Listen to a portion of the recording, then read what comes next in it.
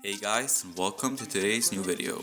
In this video, I'll try answering the question, what basketball position is the hardest? To find out everything, I encourage you to watch the video to the end. And if you like these types of videos, please make sure to subscribe and leave a like.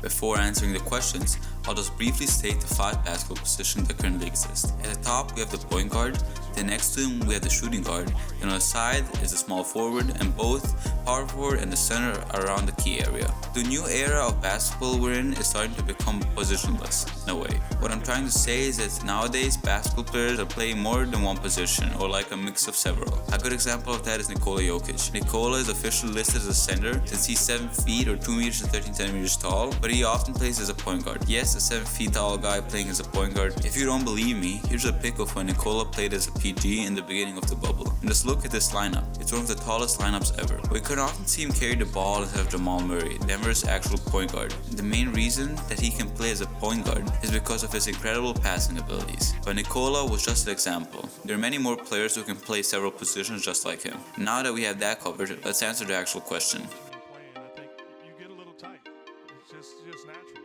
So the hardest basketball position is the point guard. Now, I took a lot of time to research this and be 100% sure. And yes, PG is the hardest position there is in basketball. Now that I've answered that, let's see the reasons why. I have a few points on why point guard is the hardest position. Number 1, you have the ball the most, thus the most attention.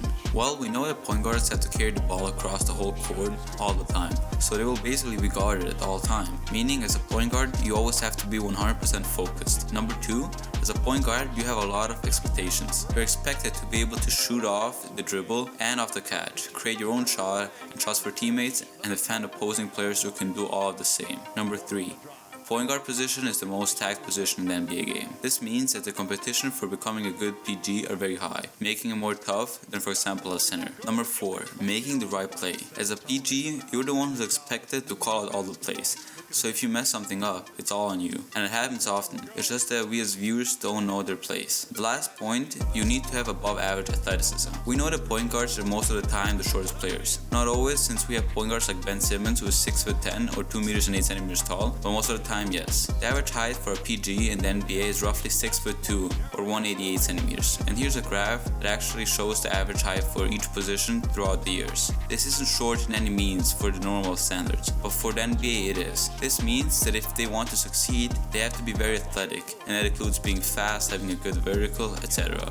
That wraps up everything for this video. If you liked it, please make sure to subscribe and leave a like, since it really does mean a lot. If you have any video suggestions, make sure to comment them down below, and if you want, I can make a video answering the easiest basketball positions. But that's it for now.